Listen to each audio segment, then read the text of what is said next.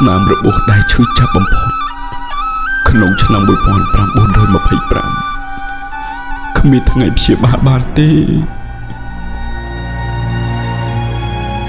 មានតែការស្លាប់តែប៉ុណ្ណោះទើបអាចលុបការចងចាំនេះបាន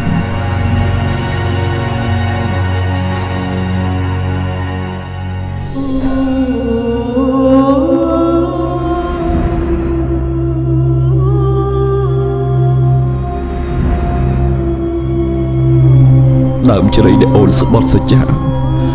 ចុងក្រោយខ្លាយជាភ្នូរស្នេហារបស់បងមកមិនអាចបំភ្លេចបានទេ